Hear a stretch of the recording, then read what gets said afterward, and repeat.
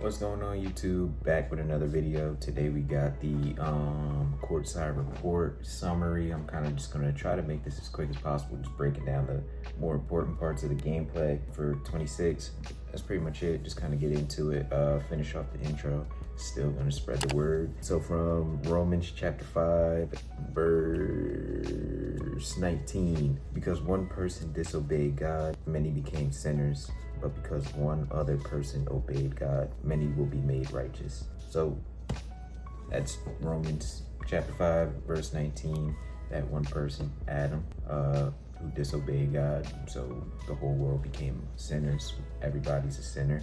And then that other person, who obeyed God, Jesus, see where we're getting here.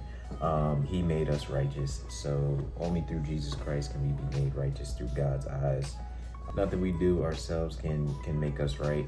Only by putting our faith and our trust in the death, burial, resurrection of Jesus Christ can we be made right in God's eyes. So let's get into the news now. Okay, where we at with it? So basically, most important thing, well, not most important, but the first thing, they're gonna try to flex is Pro Play. So Pro Play obviously is coming back. Obviously they're gonna improve it year after year. That's what their plan is. So the main thing that you're gonna get out of this, you guys can pause, read all this if you want to. I'm trying to make this video a little kind of quicker one, but basically what they said with this is they're just gonna have less skating and sliding animations, because the Pro Play not only doing dribbling and kind of the lower body movements that they had last year, but now, or dribbling and shooting, like go-to shots, stuff like that is what they use Pro Play on. Now they use it for the full body, so off-ball movement, foot plants and all that stuff that they talk about. So if you guys care about the Pro Play stuff, it's one of the things where we have to see how the game plays out. As long as it's no skating and sliding like they say, I can really care less about the Pro Play stuff versus they say Pro Play, mocap, all this stuff. Whatever gives me more control is what's important. So we're not gonna look too much into this stuff until we get our hands on the game, because that's the most important thing. Here, if you guys care about graphics and all that, it's a little blurry, but you can see what Coop looked like. More rhythm shooting, or more responsive rhythm shooting, which is a big thing, because sometimes you try to do rhythm shooting and it doesn't go through. So it's supposed to be more responsive this year. There's also something that says here, so basically now there's a thing that if you you can kind of miss time, reading it, it's hard to, it's something that I'm confused about. I have to have my hands on the game, but it says right here, you'll see a difference between early, late, slow, fast release. If you flick up early and rush your shot, you can do a quick release. So you can mistime it, but recover is what it sounds like.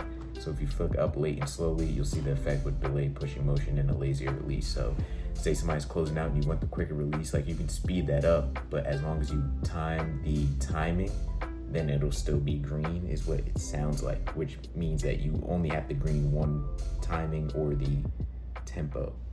You can mess up the timing now, but you can still green the tempo and have the shot go in, is what it sounds like. So that's what it sounds like to me, but I don't know. Some of you guys kind of just have your hands on the game. So offensive things that they came in with.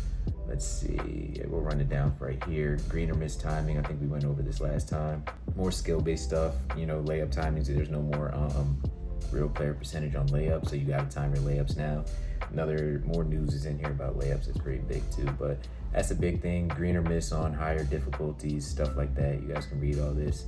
Signature go-to post shots. If you guys use your signature go-to shots, like the KD cheese for taller guards, there's now doing that in the post. So if you guys like that feature, there's another feature for you guys. This is the big one right here, like I was saying with layups, custom layup packages. So now with all these, kind of like how dunks, you can put on which reverse, which windmill you want. You can now put on which reverse layup you want, which floater, which quick scoop, which euro, hop, spin you want, which is gonna be clutch, because these also kind of tie in with the euros, hops. Those tie into your dunks too. If you do a certain hop, you can get a certain dunk out of it. So there's a lot of good stuff that you can make out of that for the slashers, I would say, even for small guards, honestly anybody. So that's a pretty good thing, pretty big thing right there. This is kind of what it looks like right here. They dropped a little clip of it, but yeah, that's the one of the bigger things that they dropped. Defense, there's supposed to be better body ups and collisions, more free flowing rather than you just getting pulled and dragged into an animation. So there's supposed to be more free movement, which sounds good, but once again, these are all things that we have to see how the game plays out in our hands. And then same thing with interior defense. It's not just body ups on the perimeter, it's also body ups in the paint where you're jumping and all those collisions and stuff. This one basically just rebound timing feedback. You get a little green thing that pops up right here, if you can see it.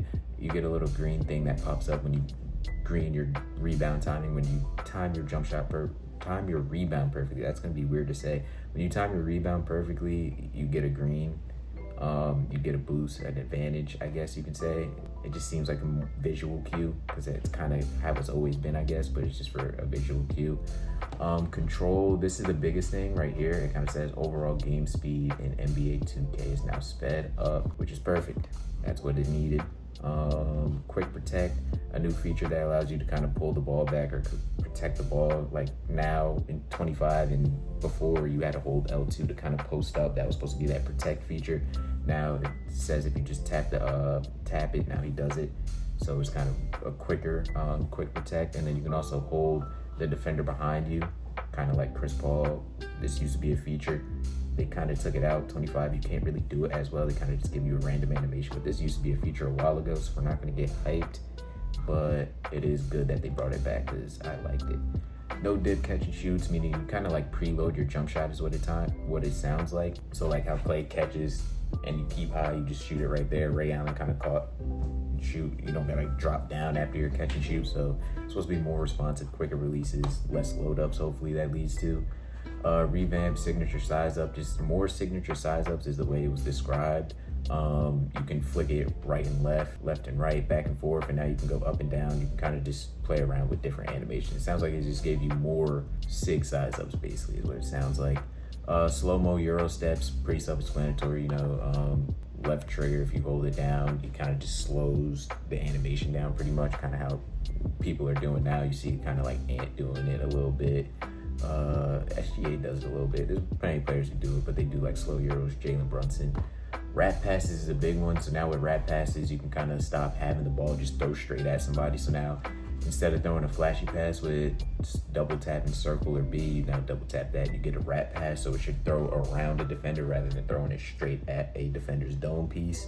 Alley-oops. So I think I just realized now, but okay, so yeah, on higher difficulties only, alley-oops are now more skill-based as well. So instead of just pressing square, there's going to be a random button that pops up. It might be square, triangle, circle, X. You press which one that pops up, and then that's how you time it now. So another skill-based thing, as long as it's rewarding, that makes sense. Because alley-oops this year, you kind of get pulled out of animations a lot, kind of dirt. So if you time it right, you should not get pulled out of your animations as much as you do now. Setting screens, big thing, setting screens, you can now control which way you want to face. So instead of having the ball handler over here and your player is stupid and looks this way, you can now choose which way you want to turn basically by, tap the left stick, slightly left or to the right.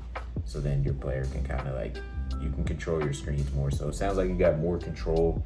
That sounds like something that they're trying to go through, which all sounds good. Once again, got to see how the game feels in our hands. But that's pretty much the main stuff. AIs, all this stuff, you guys can read all this if you want to. I'll kind of just let it roll through slow while I finish up. But AIs are pretty much just supposed to be smarter, not just doing dumb stuff no more. So that'll be a good thing too for people who play a lot of rec. You get a lot of AIs and stuff. So that's pretty much the main thing. That's all the gameplay stuff going around. There's going to be more news dropping throughout the week, probably like Q&As and stuff. So anything that comes out, I'll try to either drop a short or drop another video. You guys can check us out on TikTok. Those are probably where we'll mainly post, but I'll try to get them out on here as well. But that's pretty much it. Next week is some more visual stuff, but also at the end of the week, probably around this time too, you'll see some My Player news. So I'll definitely get that out to you guys on YouTube. But other than that, hope y'all have a blessed day, and I'll catch you on the next one. Peace.